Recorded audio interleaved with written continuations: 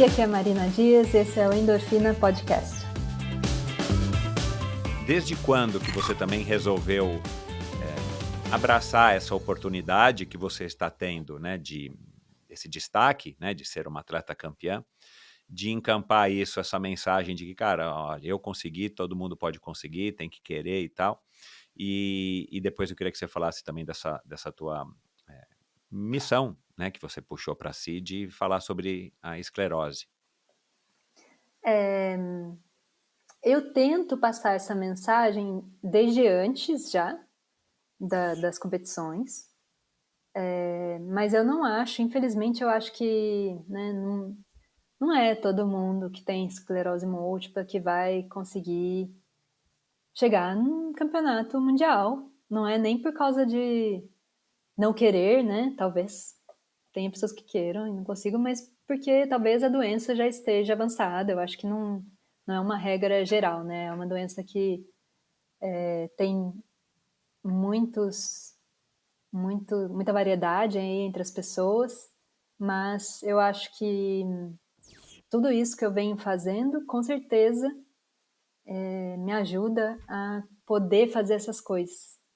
Eu acho que, como eu falei no começo, eu acho que se a gente se entregar, que é o que eu vejo, né? Principalmente no começo, a gente fica muito perdido. Tudo que a gente lê era, antigamente, né, principalmente que não tinha tanto medicamento, eram coisas muito negativas.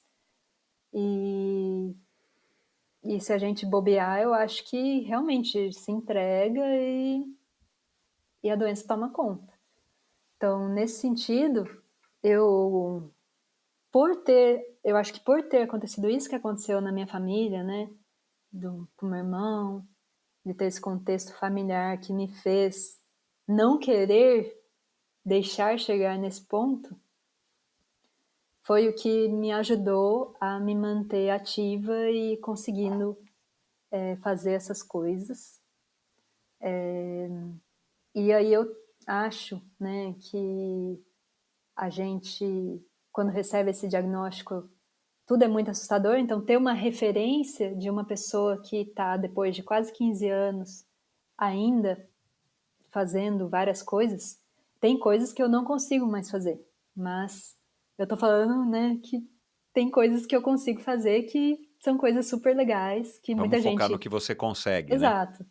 Tem gente que não tem esclerose múltipla e também não escala essas paredes, lógico, né? Mas não é nesse sentido de vamos focar, né, que tem muita coisa para a gente fazer ainda. Não é uma doença que vai ser uma sentença, porque antigamente se falava isso, né? 10 anos você vai estar, 50% de chance de você estar numa cadeira de rodas. E a Você chegou a expectativa de ouvir vida... isso, Marina? Sim, não, tá nas estatísticas. Tá nas estatísticas. Só que isso foi na época que eu fui diagnosticada. Hoje em dia, felizmente, tem mais opções de medicamentos que evitam aí a progressão da doença, a incidência de surtos, e esse cenário está mudando. Né?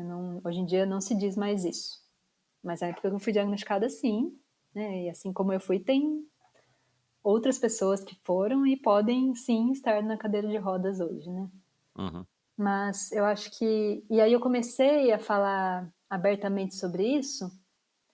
Primeiro foi depois que eu fui eliminada no concurso, né? E depois que eu conheci a escalada, que eu acho que é uma coisa muito legal, né? Que eu, como eu falei, eu acho que muita gente pode se beneficiar de conhecer da escalada, né? Do estilo de vida da escalada.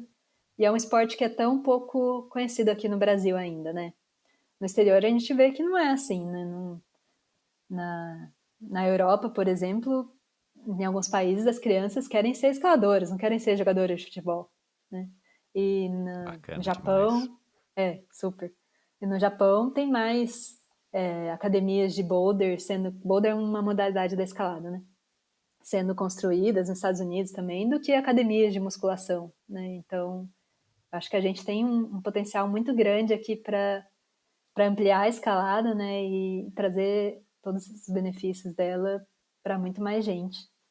E com isso toda a comunidade da escalada também se beneficia, né? Vai ter mais mercado para equipamentos, que infelizmente ainda não é uma coisa muito acessível aqui no Brasil, apesar de ser mais acessível que equipamentos para outros esportes, né? Mas os equipamentos da escalada não são ainda tão... não tem uma variedade de produtos disponíveis no mercado aqui, né? A gente acaba tendo que trazer muita coisa do exterior.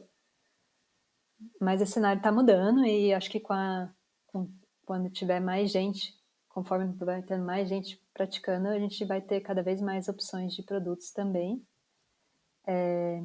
Mas aí eu comecei a falar abertamente sobre isso depois que eu fui eliminada no concurso. Até então eu não falava, porque sim, tem muito preconceito, né? Tem esse negócio, ela tem esclerose múltipla, né? Então ela não pode fazer várias coisas. Então eu não falava abertamente sobre isso antes.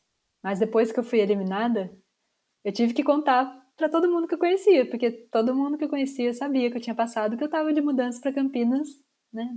Que eu passei no concurso lá. De repente, não fui mais. Então eu tive que contar por quê. E você não tem que ter ficado, na minha opinião, você não tinha que ter ficado revoltada com a doença, né? Mas sim com a pessoa que te bloqueou, né? Que te negou, né? Eu fiquei com a doença, não fiquei com a pessoa. Não sei. Eu acho que eu levei por esse lado. Eu acho que ela estava errada, eu acho que ela não agiu corretamente. Tanto que no meu trabalho atual isso não foi um problema, né? Eu passei por um exame médico também. Não dava para você contestar na época? Sabe que Existe dava, isso? Mas aí você... existe. Eu contratei uma advogada, não contratei. Eu contratei uma prima que era advogada, mas eu acho que o universo conspirou para isso não dar certo. Uhum. Eu acho que eu coloco essa daí na conta do universo mesmo, porque a minha prima nunca conseguiu fazer o processo para mim. Eu não sei o que aconteceu. Ela não deu andamento. Eu passei tudo para ela. Eu entrei com pedido de recurso no conselho universitário e eles perderam o meu pedido de recurso. Ah, meu Deus. Tipo, Bom, não era para acontecer mesmo. Não era para acontecer, porque se eu tivesse ido, provavelmente eu nunca teria conhecido a escalada, que foi depois. Então eu acho que não era para ter sido, então eu não coloco, não tenho mágoas de ninguém. Gostou do vídeo? Dê o seu like e deixe o seu comentário.